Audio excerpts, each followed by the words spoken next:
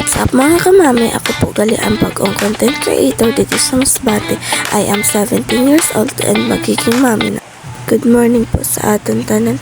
Sa Martin po gihapon taga-aga nagainit po akong tubig para makakape po ako. Tapos mailop man ako dita kay kininit ko lang ang akong saging nakagabi ko paginluto kag akon papakon habang kakape. Kanamit pagaksan kape with saging na tinanok. Kag pagtapos ko gani ilop sana ginsulod ko ang mga pinanitan sa saging. Nadili ko aram kung sino ang nagkaon pero yung tani ginbutang nala sa basurahan para biyo na lang. Pagtapos ko gani sulod sana sa plastic, gimbutang ko naman ang kaldero sa kalan para mainit ko na ang saging. Para makaon ko na. Tapos sa naglabas ako, amo gani ini ang bungad sa akon, gabi naman ang inuran. Maayo gani kay maranaan ibak na mga bato. Kag pagkatapos ko gani kita sa labas, nagkape naman ako.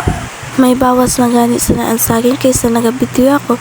Nagparong ang cellphone kag kitaan naman, nag-aso-asopan akong ginakaon. Kag nanampo ay pangani ang tawo nano daw sa ni ang ginaparaisip. Kag pagkatortag taon nagkaon naman ako, pinatunaw ko laan akong kinaon na saging kag kape. Nagsampi la ako didan luto kag sura.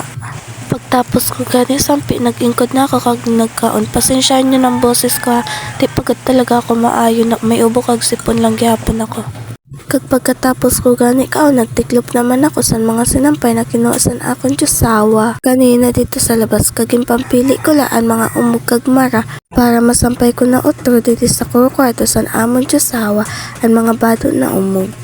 Kag pagkaturtag-taod gani sa naging kuha ko nan akong butong na darasan akong jusawa na hali pa sa mayong payong. Success cravings na naman ang chuntis na yan.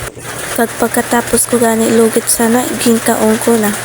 Kag na-enjoy ako sa pagkaon kay grabe namit matutamis. Kag amo lang po yun akong kwento. Sugad na lang babush. Pos naman.